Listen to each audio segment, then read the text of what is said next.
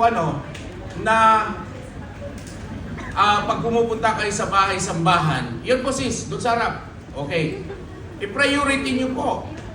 Kasi para yung mga late na darating galing sa work, para hindi sila nakatayo. Okay? Okay, here we go. Kumusta naman? Kumusta ang bawat isa? Here we go. Before I will start, sa mga bago, nataon na maraming gagawin ngayon. Merong testimony, and praise God, na-bless naman tayo.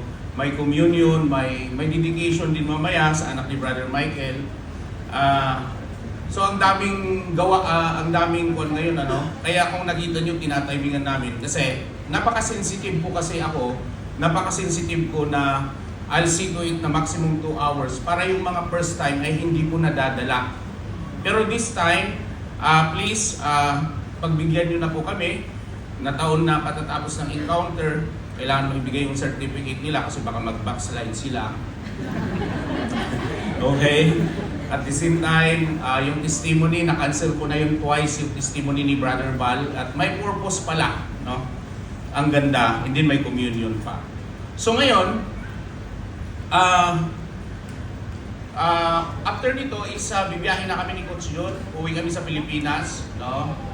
You pray for us. And it's my first time na mag-Christmas after 20 years sa Pilipinas, Actually, hindi ako excited kasi alam ko puros gastos, pero okay lang. In fact, sa mga 59 na inaanak ko sa kasal, wala akong favoritism, prayer lang ang meron kayo. Iniiwasan, So, Merry Christmas, enjoy ang Christmas. Don't worry, pupunta dito yung mga kaibigan ko na mga pastor, maging guest speaker po sila. And babalik ako, depende po. Okay? Hayaan nyo munang mag-enjoy ako sa Pilipinas. Kung may mag-visit sa akin na nami-miss nyo na ako, then I'll be back. Pero kung wala, Zoom na lang. Okay? Sa mga first time, palapakan po natin ang buhay nila. So, congratulations po sa mga batch Joe. Okay? 1, 2, 3! Yung mga bago, ano yung aho? Okay, parang kwan lang yun password ng mga nag-encounter yun So, sa mga hindi nag-encounter, we are praying, we are planning to have encounter this coming June. Hindi na November, gagawin na natin twice a year ang encounter. Para mas maganda. And ano ang napansin nyo sa testimony ni Brother Val? Naturuan siya. Yes, mayroong nasabi na siyempre as yung kwan ng tao Pero nakita niyo puros positive siya. Napaka-importante kasi I believe pag negative yung sasabihin niya lagi sa sitwasyon na yun, I believe baka hindi na siya nabigyan ng chance. What I'm trying to say is there's power in the tongue. Well, our message for today is because napaka-importante pagbalik ko ay magkakaroon tayo ng soaking, magdi-declare tayo, magdidiman tayo sa Panginoon. Napaka-importante na ma-evaluate natin kumusta ang mga dila natin, ang bibig natin, anong lumalabas. So, the title for our message for today is The Voice That Determines Your Victory. Sabihin mo sa katibuyo, go! The voice! Ayan. Nataon lang po yung damit ko sa slide. Aksidente po yan. Okay? So, here we go. Or, ibig sabihin yan, may tatlo din. Or, your words will work for you or against you. The dangerous tongue and a struggling life. You will eat the fruit of your words. Kaya nga, importante yung binibigkas mo It's connected sa preaching, ay sa testimony ni Brother Val. Makita mo. In fact, sabi nga niya, pumunta yung nanay niya, naturuan ang nanay niya paano magsalita ng positive. Meron kayong kaibigan, please nagupan yung mic ko, nadidistract ko ako, anak. Meron kayong kaibigan na puros negative. Alam mo yung wala lang sinabi sa yung maganda, puros pangit. Kinulayan mo yung buhok mo, ang pangit. Kinulot mo, ang pangit. Lahat na lang ginawa mo nung nagpakalbo ka, ang pangit pa din. Nakaka-distract, ay nakakawalang gana yung ganun na kasama. Puros niga. Ano ba naman yung sabihin mong, sis, pumapayat ka. Kasi naka-block ka. Sabi mo. Parang ano ba? Alam mo, it's very important na nababantayan natin yung lumalabas sa bibig natin. Kasi short lang ang buhay. Dapat enjoy mo ang buhay. Pero no, depende yan sa dila mo. Why did I say that? Maraming tao napapahamak dahil sa tao nila. Wala akong nakita na marites na tao na pinagpala. Amen? Sabihin mo sa katabi mo, huwag kang marites. Amen? In fact, as we go on sa message na to, napaka-importante maunawaan nyo kasi one of the reasons why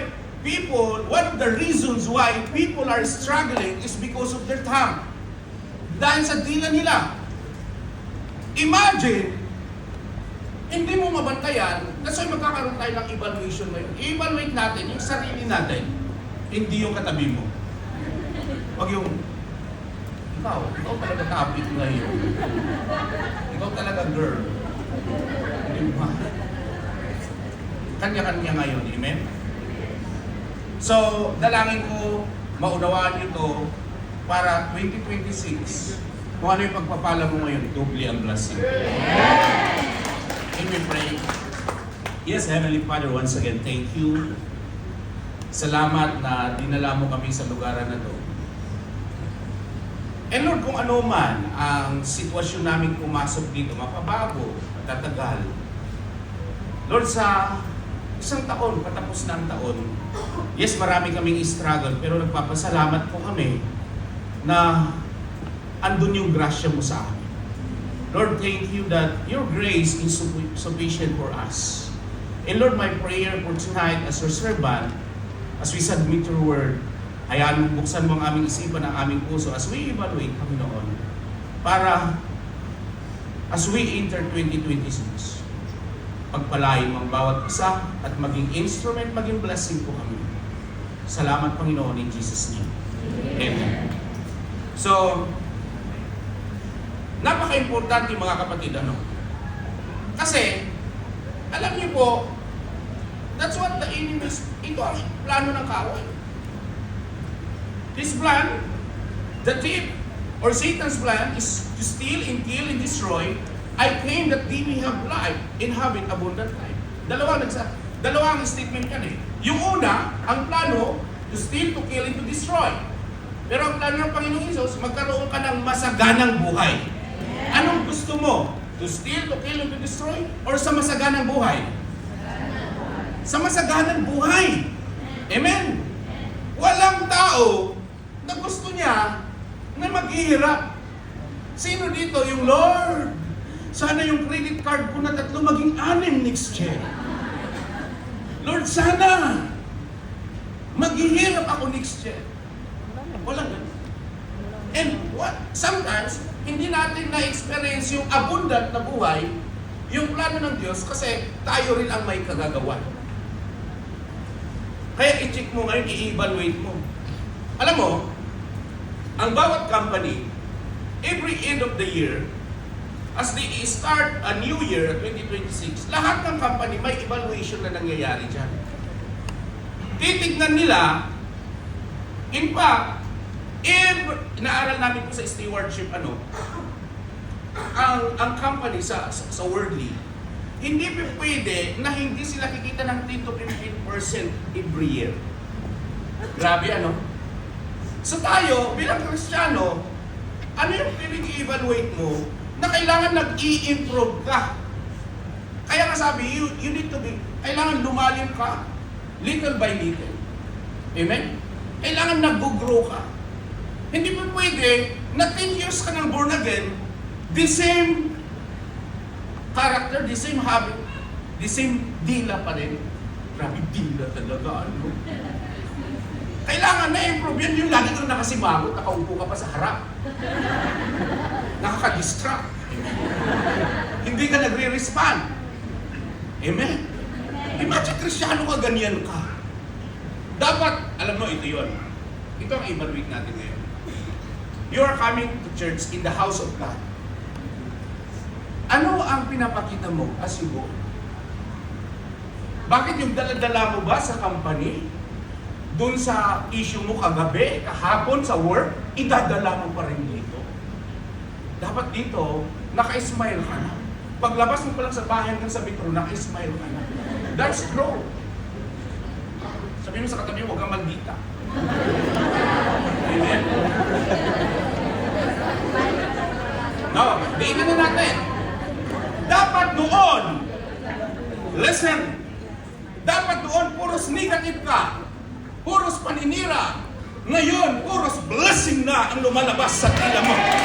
Habang nakikita mo ang mga kapatid mo sa simbahan, alam mo yung aliw na aliw sila sa'yo kasi napipil nila yung presensya ng Panginoon sa'yo. Habang andun ka pa lang sa building na yun, oh, andun na si girl, nagkakausap yan. Hindi yung pagparating ka doon, iwasan natin yan na puros niga yan. Alam mo yun? Imagine maraming Kristyano, ganyan. Hindi nababago, hindi nag-grow. 2026, dapat mag-grow ka na. Tanggalin mo na yung diaper mo. Huwag ka na maggatas, magkapi ka na. Huwag ka na mag-cerelac, kumain ka na ng bulalo. You know what I'm trying to say? Leaders, please, let us grow. Don't be stagnant. Okay? So, alam mo, excited ako sa mensahe na to. Kasi, alam mo, masalimuot ang buhay pag ang kaaway ang nagkukontrol sa'yo. Pag ang Panginoong Isus ang nagkukontrol sa'yo, pag siya ang Lord mo, siya yung driver mo, iba yan. Masarap ikaw yung nasa passenger seat, hindi ikaw yung driver at si Lord ang nasa passenger seat. Pag sinabing Lord, that's why we always say, Lord Jesus, ang ibig sabihin ng Lord, siya ang magko-control sa buhay mo. Ang tanong, kaya mo bang magpa-control? Okay? At kung si Lord ang magko-control ng buhay mo, siya rin ang magko-control ng dila mo. Amen? So, sabihin mo sa katabi mo, humanda ka. Sabihin mo, excited ako sa gagawin ni Lord sa'yo. Mamaya, mag-worship tayo, mag-pray tayo. Pag ikaw ay single ng 3 years, mag-pray ka na. Siya na ba? Siya na ba? Amen? Amen. Lord, promotion. Ganon. Lahat positive sasabihin mo. Amen? Para may gagawin si Lord. I-practice na natin ngayon. Kasi pagbalik ko, magkakaroon tayo ng 2 days soaking. Magdi-declare tayo doon. Ngayon, kaya ko lang nire-remind kayo, bantayan nyo na ang mga dilag nyo.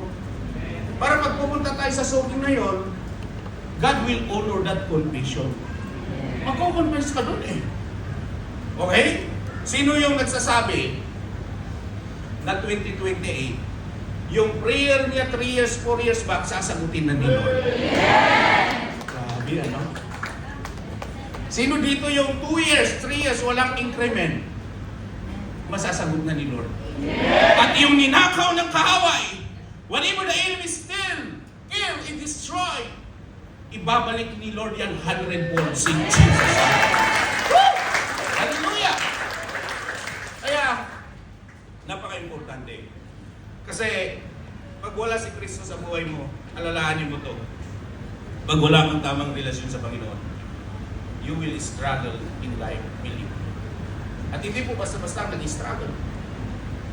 I've been there when I was in this worldly life. May hirap po. So, listen. If you go to the doctor, what he will ask you first? Di ba ang sabi niya sa'yo, show me your tongue. Di ba? Bakit nga tinatanong yun? Kasi may mga sakit o kondisyon na madalas nakikita sa dila. Like infection, like dehydration.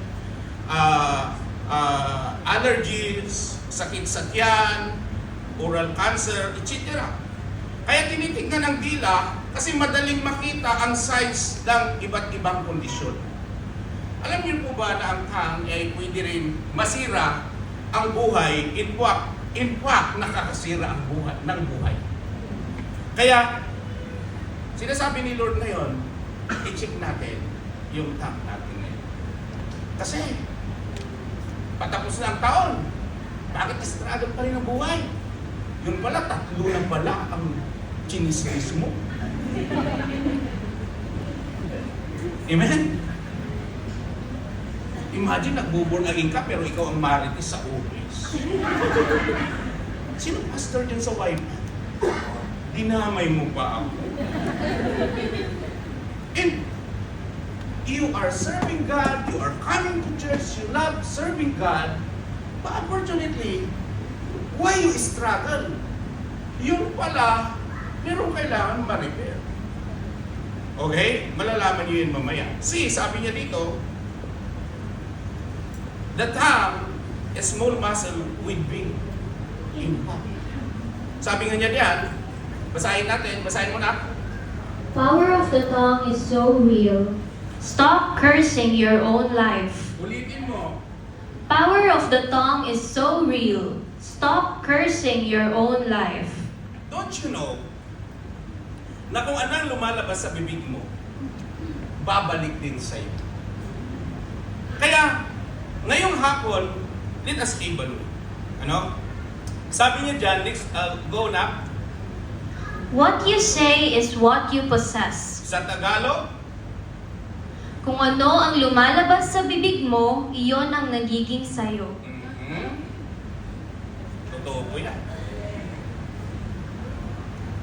Next, What you say determines what you see. sa Tagalog, Ang sinasabi mo ang magtatakda ng makikita mo.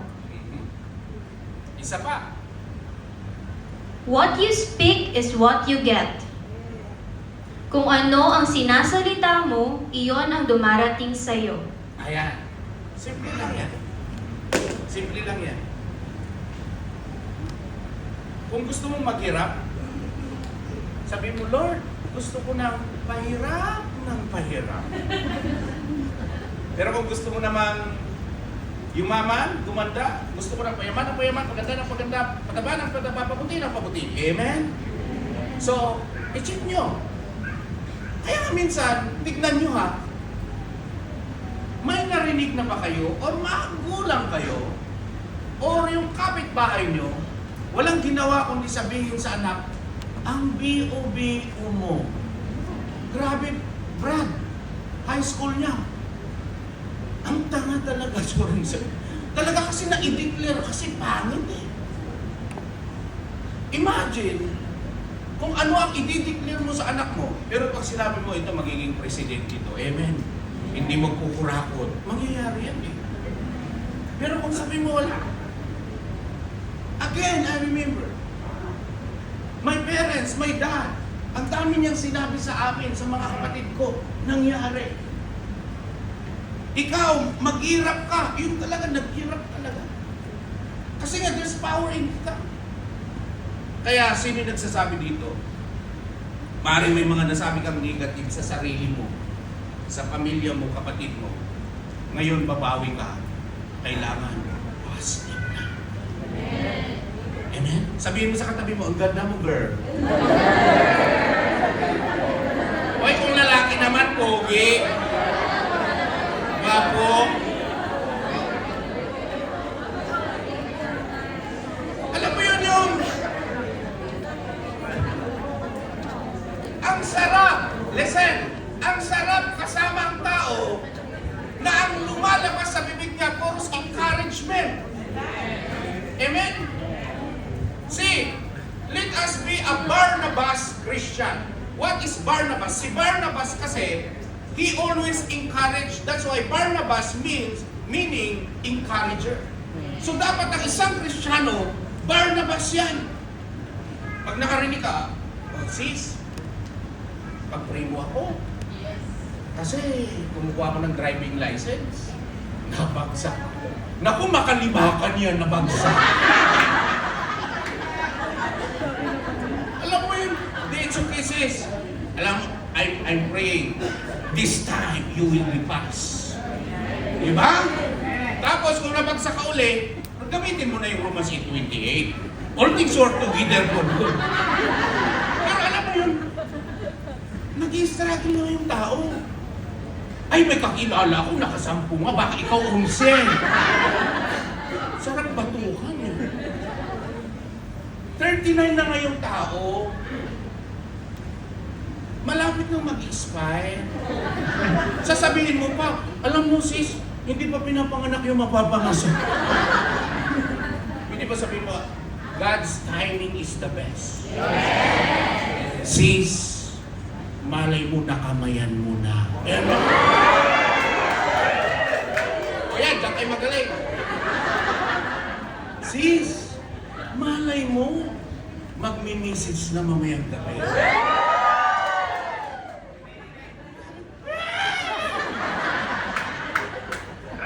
Hindi yung 39 na ngayong tao. Alam mo sis, ang pangit mo kasi ha? Why like this? Walang pangit na anak ng Diyos. We are wonderfully, fearfully made. We are created in God's image. Kawangis ka ng Diyos. Sabihin mo na lang, pag ganun 39, alam mo sis, it's okay na naghintay ka ng matagal. Kaysa naman yung nagmadali ka, iiwan ka din. Kasi alam mo, listen, marami akong kilalang ganyan, nagmadali. And nagka-problema. Kasi alam mo sis, ganito kasi yun. Those who are in a rush can be deceived into making bad decisions. Kasi hindi pa pwede kasi na you should be Barnabas Christian. You should be encouraged. Pag tumayo si Brother Richard dito, praise God bro, ang ganda ng boses mo. Bless yung asawa mo.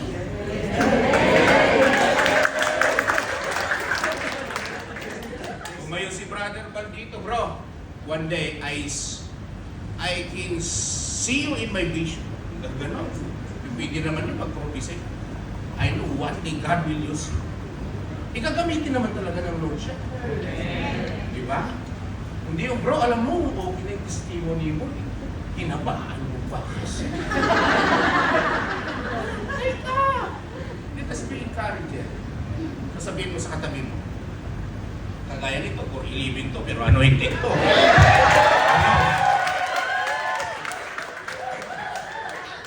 Pero parang ang nasa bingkit, nakabunod eh. Bro, nasa Dubai ka. Nag-criticize agad si Pastor Ram. I love Brother Eric kasi he's always, alam mo, sabi ko, bless yung mga pangasawa niyo.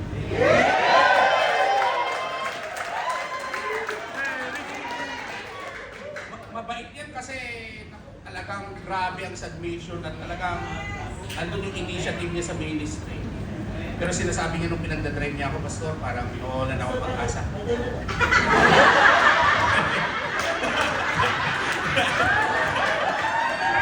Sabi niya, baka uwi na lang ako mag-pastor sa Pilipinas. Pero sige, maganda na rin. Ipag-pray ko si Brother Eric, baka mag-full time na lang sa Pilipinas. Kasi baka wala talaga dito yung dako. Kidding aside, listen. Kaya kung ako sa inyo, mag-message na kayo sa kanya. Parang binubugaw talaga. Pastor, bugaw ka talaga. Kidding aside, listen. Saan ako doon? Barnabas. Sabihin mo sa katabi mo, isa kang Barnabas. Oh! Here we go! Ituloy natin yung Barnabas na yan. I'll give you the verse. Basahin mo na. Go! Proverbs chapter 18 verse 21, ang dila ay may kapangyarihang magbigay buhay o magdulot ng kapahamakan, at ang mga mahilig gumamit nito ay tatanggap ng bunga ng kanilang mga salita. Ayan, biblical yan. Alam niyo po, nung hindi pa ako born again at hindi ako nagbabasa ng salita ng Diyos, ay bira ako ng bira eh. In fact, sa isang oras na kwentuhan, ay mababa ang 50 na mura. utang na loob. Pero nung napunagin ako, nung 1 year na, medyo may lumalabas mga once a day na lang. Habang tumatagal, uy, wala na. Praise God. Kasi nga, napuproseso lahat. Ngayon, na-realize ko, sabi ko, kaya pala nagkaganito ang buhay ng karamihan. Alam mo kung bakit? Kasi,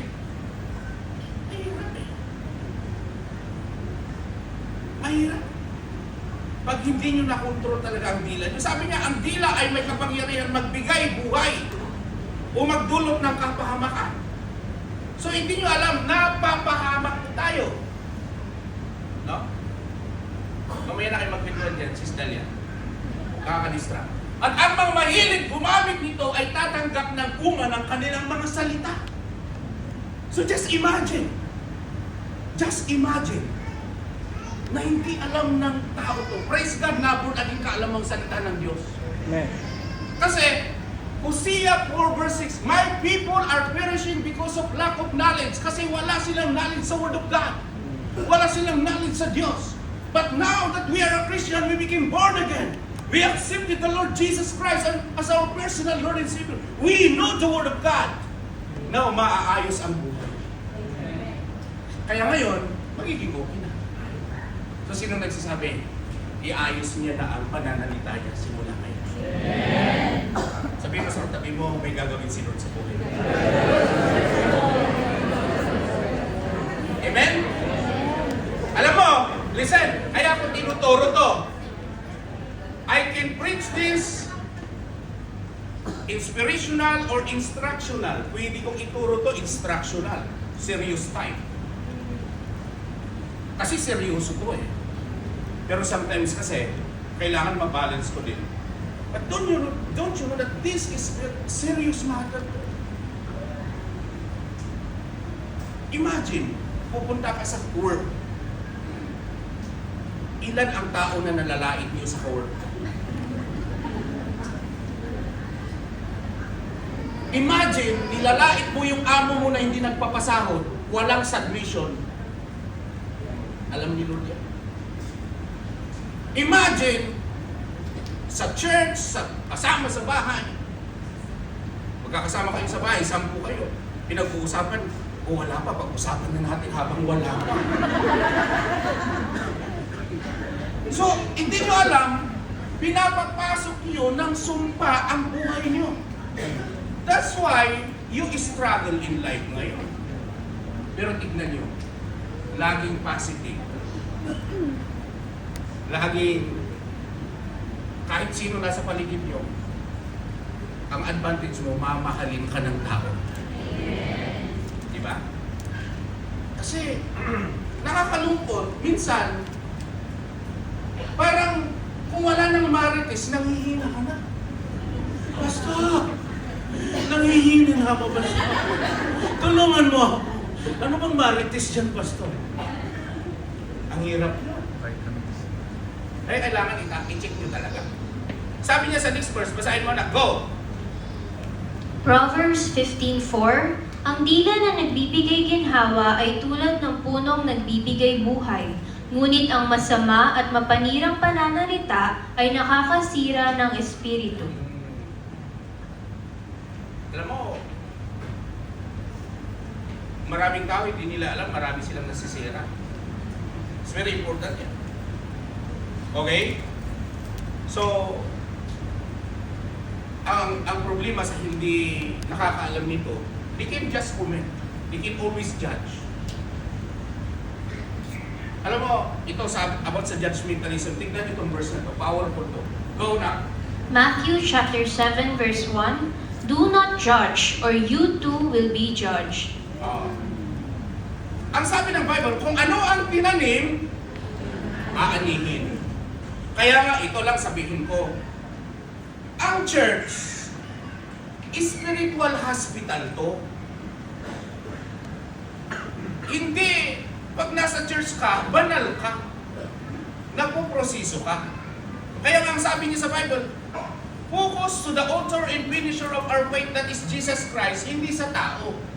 Kasi kung nakapokus ka sa tao, even si pastor, magkakaproblema ka.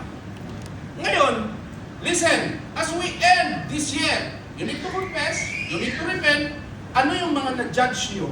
Maaaring kasama nyo sa bahay, family nyo, kaibigan nyo, you need to repent. At the end of the day, you don't have the right to judge. Sabihin mo sa katabi mo, hindi ka judge. Kasi kung gusto mo rin naman palang maging judge, nag-aaral ka sana ng lawyer. Diba? Amen?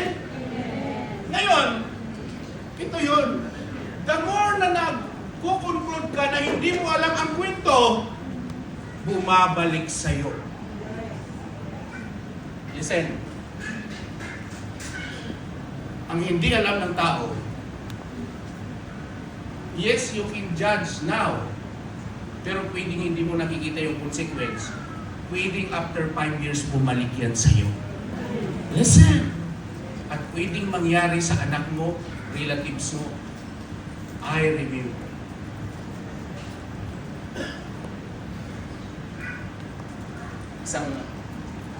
This is true story sa Pilipinas. Near neighbor. Ngayon, yung kapitbahay niya nabuntis ng may asawa. So yung kapitbahay nakakita, pinagkalat pare. Pinagkalat. Ay, yung kapitbahay ko nakabuntis yung anak niya. Ganda-ganda. Nabuntis na may asawa. Alam niyo po nangyari? Itong nag-judge na to, may dalawang anak na babae. Yung dalawang anak niyang babae, nakabuntis din ng may mga asawa. Bumalik. I can give you a lot of testimonies. Believe me. I don't want to tell this, but let me share you. Kunti lang. I know people who took behind my back. Wala na sila dito. But you know what happened? I've heard bumalik sa kanila mas malala. Be careful. God wants to use you. God wants to bless you. Pero, sabihin mo sa katabi mo, kanya-kanya to. Diba? Mahirap kasi. It's not easy. Akala nila, sige lang. Alam mo, ang pinakamaganda, a strong example in the Bible of someone whose words caused major struggle in life is si Samson. Ilan niya si Samson? Samson, a man who struggled to control his tongue. Samson's downfall came largely because he revealed secrets he should have kept. God gave him supernatural strength, but he lacked discipline, especially with his mouth. So si Samson, ang lakas ni Samson, grabe. Alam mo ang sikreto lang niya? Yung buhok niyang mahaba. Yun ang sikreto lang niya. Ngayon, dahil wala siyang discipline, na in love kay Delilah, ang reason talaga, kaya patibong to sa kanya, malaman ng mga kaaway niya, saan nanggagaling yung strength niya kasi ang lakas. Eh ngayon, nanggagaling lang naman sa mahabang buhok niya. I'm not saying na magpahaba kayo ng buhok mga lalaki, ha? Okay, this is another story. Ngayon, hindi niya na-control yung tongue niya, yung dila niya. So ang nangyari, nahuli po siya. Sabi niya, he repeatedly spoke carelessly to Delilah even after she tried to trap him. Nasa Judges 16 yan. Despite clear warning signs, he finally told her the truth about his Nazareth vow, revealing that his strength was connected to his uncut hair. So, nahuli siya, nadakip, nadukot yung mata niya, nabulag siya, grabe ang kahihiyan niya, at yun ang kanyang pagkamatay. Minsan, tignan mo to hindi niya na-control. Isang powerful, linis ni Lord, dahil hindi niya na-control yung tongue niya, namatay siya, naghirap, nadukot yung mata niya. That's the consequence if you cannot control your mouth. What is the reason? Pwedeng mawala ang blessing mo pag hindi mo nakukontrol yun. So nauwi sa matinding paghihirap ang kanyang buhay dahil dito yung mga hindi niya naingatang lihim ay nangyari po ay naghirap hanggang namatay. So ngayon, ano pa? Si Peter, his impulsive speech lead him to deny Jesus 3 times. Si Miriam, she spoke against Moses and was struck with leprosy. And then last, the Israelites. Their constant complaining kept them wandering 40 years. Ito yun eh. Pupunta yung mga Israelites sa promised land. Alam mo ba, dapat kung hindi sila nagko-complain, hindi sila nagsasalita ng negative sa Panginoon, hindi 40 years, 11 days lang. Grabe yan, no? Dahil sa pagko-complain, puros negative ang complain niya. Kaya it's very important kung kayo nagko-complain kayo nun eh. So dahil sa complaint na yon, ibig na pa makapunta sa promised land ng 11 days, ilan? 40 years. So ngayon, anong message yan? Nadidili mo ang blessing mo pag hindi mo nababantayan ang dila mo. Na dapat yung blessing mo ngayon, pipiling after 10 years pa. Kaya sabihin mo sa katabi mo, uminahon ka.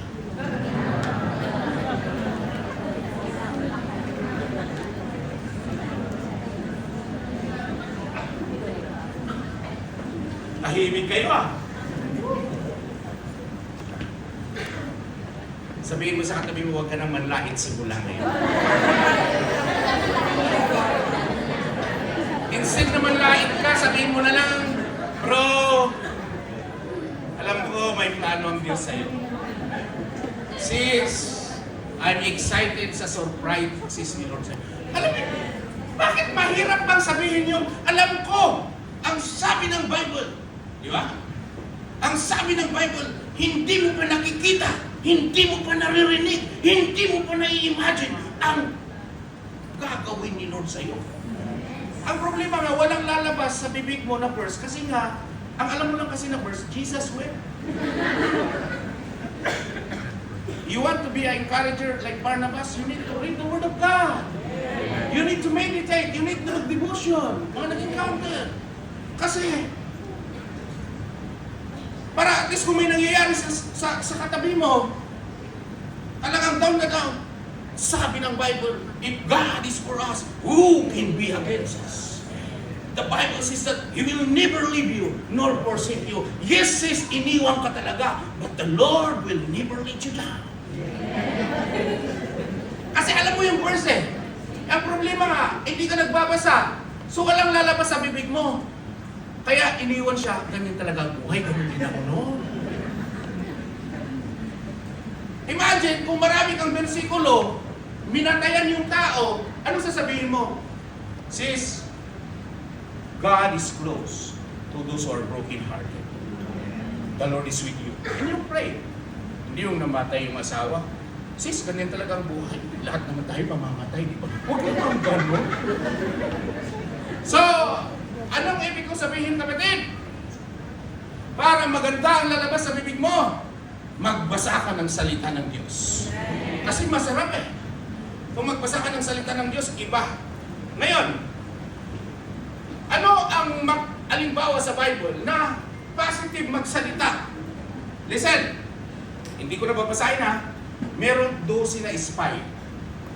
Yung 12 na spy, pina-spy ni Lord sa isang lugar, ikwento ko na, i-summarize ko na lang. Ngayon, after nung spy na yon, bumalik sila. Ang sabi ni Caleb at si Joshua, positive, kaya natin, okay ang lugar. Pero yung 10, wala ang lalaki yung mga tao doon. Wala tayong mapapala. Alam mo nangyari? Si Joseph at si Caleb na positive ang lumabas sa bibig nila, pinagpala ng Diyos. Yung 10 na puros negative ang report, naghirap sila. So sabihin mo sa katabi mo, isa kang Caleb at Joshua. Amen? Importante yan. Listen, as we close, importante po. Ay, may oras ba ako? 8:35. Anyway, last na preaching ko na ngayong taon, so pwede ba i-extend natin? Amen. So, tingnan nyo to. Here we go. Ang sabi niya, sa verse. Basahin mo na. Go! Luke chapter 6 verse 45, the good person out of the good treasure of his heart produces good, and the evil person out of his evil treasure produces evil. For out of the abundance of the heart, his mouth speaks. Give me the other verse na. Matthew chapter 12 verse 34, out of the overflow of the heart, the mouth speaks. Listen, tingin dito. Alam niyo po ba, na halata ang isang tao kung ano ang laman ng puso? Pag yung tao na yan, masalimuot, negative yan. Pag yan ang puso ng tao, grabe ang daming bitterness, unforgiveness, anger. Ang lumalabas sa bibig niya, I love you with the love of the Lord. Come on, no. Galit yan. Pero pag in love yan, ay parang kitikiti yan. Ay, nako. Kasi in love eh. Listen. Therefore, sabi mo sa katabi mo, therefore, para maganda ang lumabas sa bibig mo, bantayan mo ang puso mo. Listen! Guard your heart, sister. Hindi ko sinabing ulitin. Pag sinabi ko lang, see, the Bible says that above all else, guard your heart. Sa lahat ng bantayan mo, hindi yung mobile ng asawa mo. Kasi asawa ka ng gwapo tapos silusa ka pala. Mag-asawa ka na lang ng pangit, kaso ang pangit ngayon, wala pa na, nagluluto pa na. Listen, kidding aside, one of the reason why ang isang Kristiyano lumalabas sa bibig nila puros negative, puros curse, dahil yung condition ng puso nila. Kayong mga nag-encounter, kumusta? Sabi nga ng amen. Amen. Sana all. Grabe. Yung healing the heart, praise God. Anyway, see, anong sabi niya sa verse about guarding your heart? Sa Tagalog, anak, go. Proverbs chapter 4 verse 23, higit sa lahat, ingatan mo ang iyong puso, dahil mula rito nagmumula ang direksyon ng iyong buhay. Kasi yung mga babae, pag nakakita ng true ng mata na apam, I don't know how to guard. He's so handsome, pastor. Patay kong patay. Pwede ba? Parang, bakit ang daming Kristiyano malalalim, nakabase kayo sa outside appearance? Bakit? Luwang mata, ang daming pusa na luwang mata. Tamis talaga ng ilong. See, alalahanin mo. Listen, sa mga bago. Don't you know na ang puso, basahin mo ito na. Jeremiah 17:9, ang puso ng tao ay mandaraya at puno ng lihis na hangarin. Hindi ito kayang unawain ng lubusan ng kahit sino. Right. Diba? Mga single dito. Diba? Ate, single ka din, di ba? Ang puso mandaraya. Kaya ilang pieces ka nang nadaya.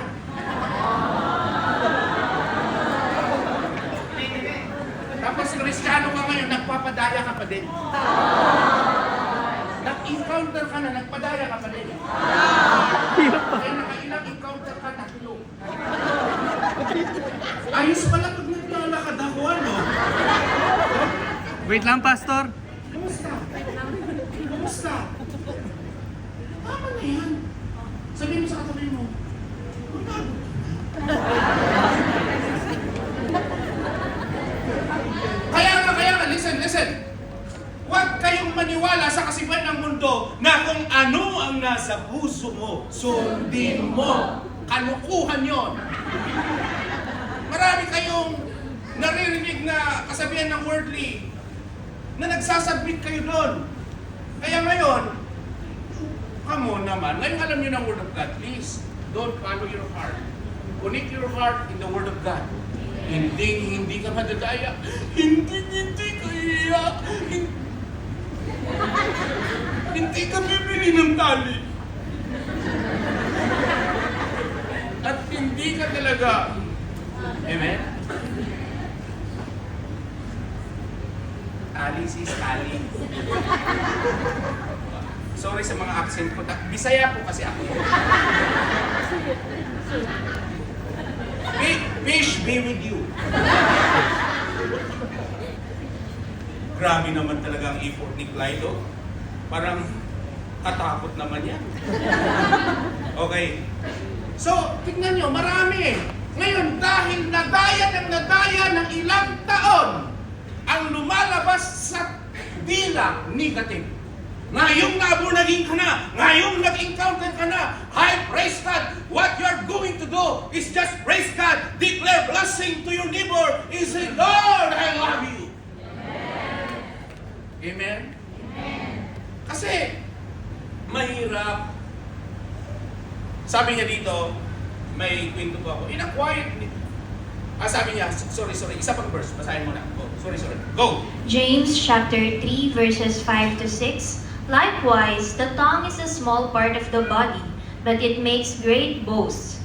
Consider what a great forest is set on fire by a small spark. The tongue also is a fire, a world of evil among the parts of the body. It corrupts the whole body, sets the whole course of one's life on fire, and is itself set on fire by hell. Sa JLT, merong building sa JLT na residential at the same time office din. Hindi ko lang makuha kung anong building yun. That was 2015, nasunog yun dahil merong nakatira doon na nanigarilyo, binato niya. Dahil lang doon. Now, I'll read you this story. I'll try my best. In a quiet neighborhood lived a man named Ramon. Hi, Ramon. A hard-working father who loved smoking to relax after a long day. One night, he stepped outside his house, nagsindi ng sigarilyo, and slowly inhaled the smoke while thinking about his problems. When he finished, tinapon niya sa lupa, but that night, the ground was covered with dry leaves from the trees nearby. Ramon went back inside, unaware that a tiny spark had begun to grow. Minutes later, the dry leaves caught fire, the flames spread to the wooden fence, then to the side of the house. By the time Ramon smelled smoke, the fire had already grown too big. He rushed out with his family, but he could only stand and watch as firefighters battled the blaze. Their house, filled with years of memories, was burned almost to the ground. As Ramon held his crying children, he realized a painful truth. Isang maliit na sigarilyo ang naging dahilan ng malaking sunog. A small moment of carelessness cost him almost everything. From that day on, Ramon quit smoking. Sabihin mo sa katabi mo kung naninigarilyo, quit smoking. Not just because of the fire. Listen, from that day on, Ramon quit smoking not just because of the fire, but because he learned that small habits can lead to a big consequences. Small habit, but can lead to big consequences. Akala mo, normal lang nagpo-comment ka ng mga negative sa katabi mo. Akala mo, normal lang na mag-husga ka. Akala mo, okay lang na mag-comment ka. Listen to this. Be careful as a Christian sa nangyayari sa Pilipinas. Huwag po kayong nakikipagmurahan dun sa mga comment doon. you don't know the whole story. At the end of the day, we are Christian. We should stand on the gap. We pray for what's happening in our country. Pero wala tayong karapatan nagmumura. Tapos Kristiyano. Small habits can lead to a big consequences. Sabi mo sa katabi mo, mahal ka ng Panginoon. Kaya umayos ka. So please, see, maging careful po kayo. Maging careful po kayo. At listen, it's very important din. You know how to live. Huwag masyadong, alam mo, masyado kayong too much info sa buhay. It will, kung pwedeng hindi nyo alam kung anong mga magdi-declare ng negative at positive. Kasi sabi niya dito, Learning to not envy someone else's blessing is what real beauty looks like. Actually wala to, pero pinabasa ko na lang. In a world that wants to know everything about you, choosing privacy is an act of empowerment. I-ignore nyo yun, pero okay na rin. Hindi pala na-remove na, sorry.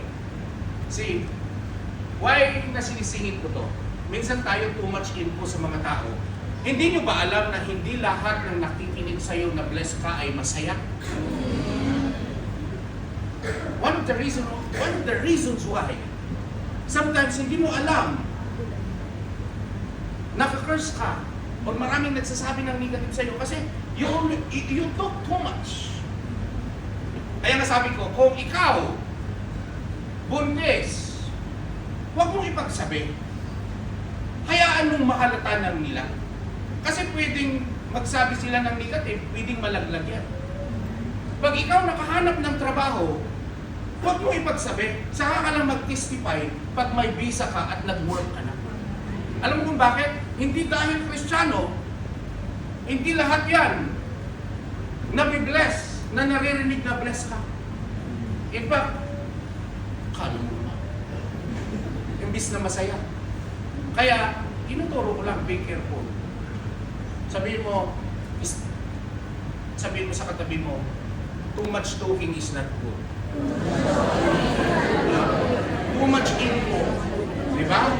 Alam mo, okay lang mag-testify ka. Tignan niyo si Brother Bal, nag-testify siya, pero naluto na. Pero imagine, do you think, for me, hindi lahat mag-agree at masaya. Kasi merong gagamitin ng kaaway para siya ay pwedeng pagsabihan siya ng negative. Kaya huwag kayong masyado. Kasi minsan tayo yung naninira ng future din natin. Siningit ko lang yan. Sabi niya dyan, bilang isang Kristiyano, matututo tayo na manalangin. So mamaya sa December 29, 30, huwag kayong mawawala doon kasi magkakaroon tayo ng prayer. Magde-declare tayo ng blessing sa mga plano natin. Okay?